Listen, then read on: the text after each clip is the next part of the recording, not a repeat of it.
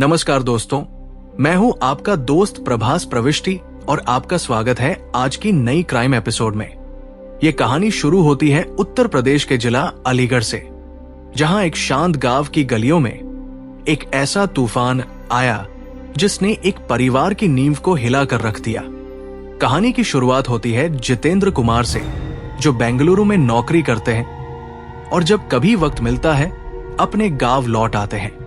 इस बार वे एक खास मौके के लिए घर लौटे थे, अपनी बेटी शिवानी की शादी तय हुई थी 16 अप्रैल को और तैयारियां जोरों पर थी।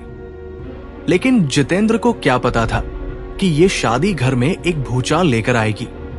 कुछ दिनों पहले उनकी पत्नी ने उन्हें कहा, कार्ड लेकर बहन के पास चले जाओ, शादी का न्योता देना है।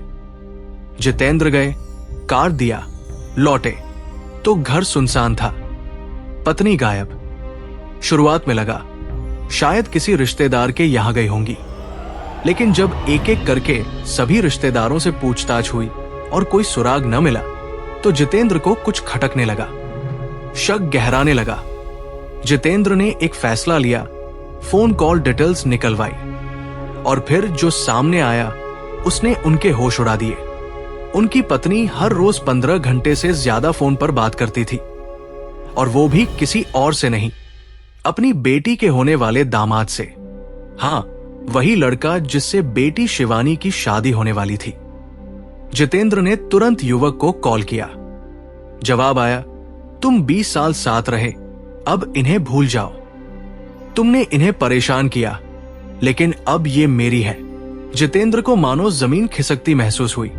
बेटी की शादी टूट चुकी थी, पत्नी घर छोड़ चुकी थी, और वो लड़का जो उनका दामाद बनने वाला था अब उनका साथी भी छीन कर ले गया था। लेकिन कहानी यही नहीं रुकती। घर से भागते वक्त महिला ने 3.5 लाख रुपए कैश और 5 लाख के गहने भी साथ ले लिए थे। यानी सिर्फ धोखा नहीं, धोखाधड़ी और चोरी भी। बेटी शिवानी का बयान और भी दर्दनाक था। उसने कहा, मां हमारे साथ नहीं गई, वो हमारे खिलाफ गई। उन्होंने सब कुछ उस लड़के के कहने पर किया। हमें फर्क नहीं पड़ता वो जिए या मरे, लेकिन हमारा सामान वापस चाहिए। अब पुलिस हरकत में आई। थाना प्रभारी ने कहा, मामला बेहद संवेदनशील है।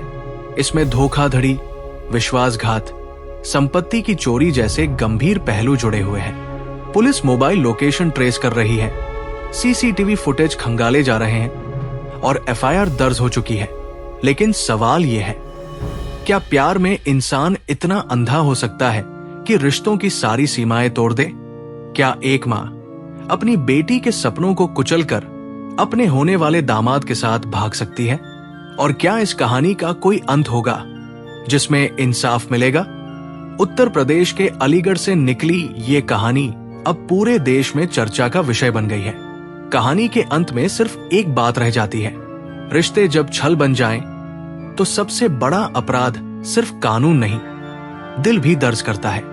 मैं था प्रभास प्रविष्टि, आपसे विदा लेता हूं। फिर मिलेंगे एक और सच्ची कहानी के साथ।